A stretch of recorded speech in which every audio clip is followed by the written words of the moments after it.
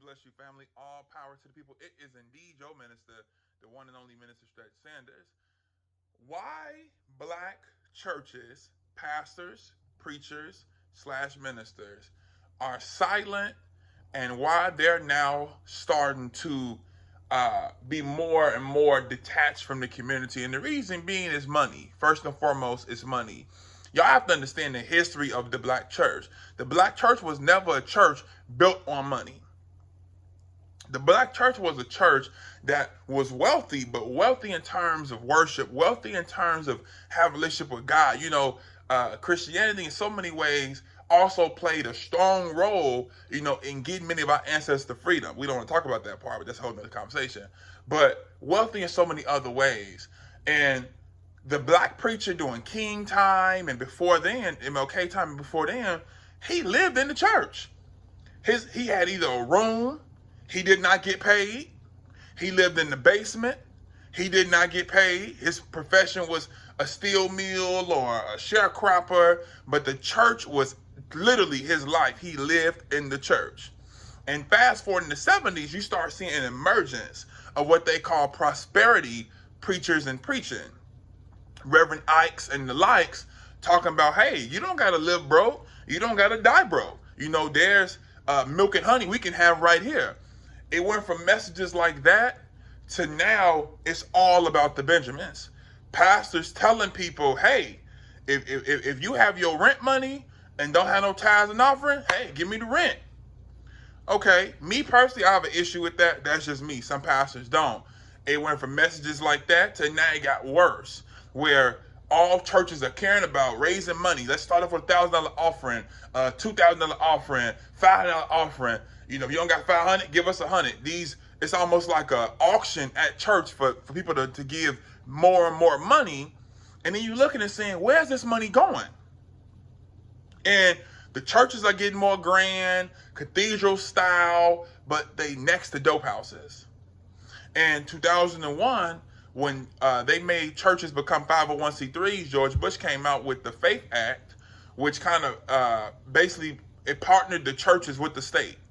And when that happened, whoever pays the piper controls the tune. So now churches are becoming more docile, more quiet. It's the reason why you don't see the influx of civil rights pastors and social justice pastors and revolutionary pastors. You don't see that. You got to remember, every Black Panther Party free breakfast program was held in the church. You rarely see churches open up their doors now and let the community organizations come in to present their programs. Shout out to Nehemiah Ministries that opened up their door for New Era Las Vegas to host our free food pantry. We appreciate Nehemiah Ministries and Pastor Kelsey West and Pastor Carmen West. But you don't really see too much of that. Nowadays, if you ain't talking about money, pastors ain't in on it. And again, this is why you're seeing another rise of white supremacy highlighting the black pastor. Because they know when a person running for office, what's the first place they go hit up? The black church. They'll go and give this big grand speech and talk about, vote for me and I'll set you free. I saw with my own eyes. And after they speak, walk out the back door. Drop off a check and walk out the back door. Can't even stay for the entire service. On to the next church. It's a tour for them. It's a church tour.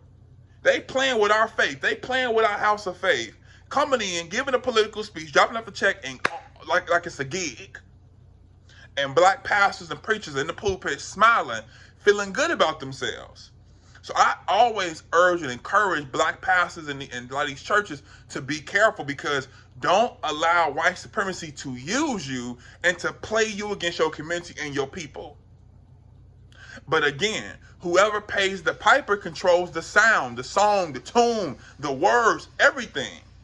And you will become a puppet for white supremacy. I've watched pastors and preachers defend the police terrorism situations, defend white supremacy, defend everything that's going wrong in our communities. I've listened to black pastors and preachers defend it.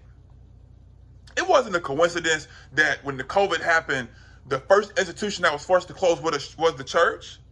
To me, I believe God permitted that, because he wanted to see what real disciples do I have that's going to now turn off that money switch and say, hey, I got to change some lives.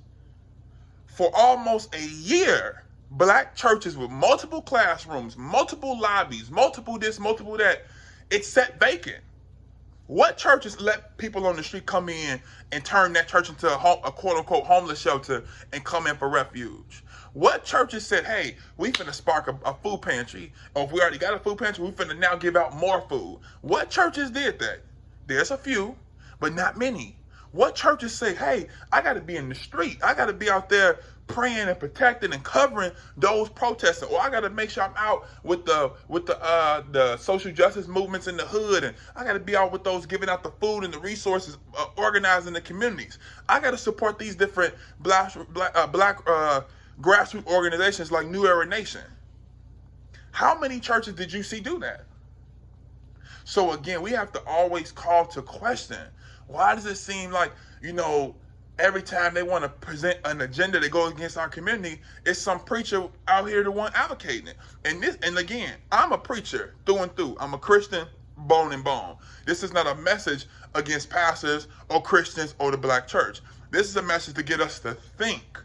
And hopefully preachers and leaders can ask themselves, when I'm meeting with the police departments, when I'm meeting with the governors and the civic leaders, when I'm meeting with these politicians, am I selling out my people? These are things you got to call to question. Am I doing more for my community than I do for my church? A lot of pastors, they only equate community with their church.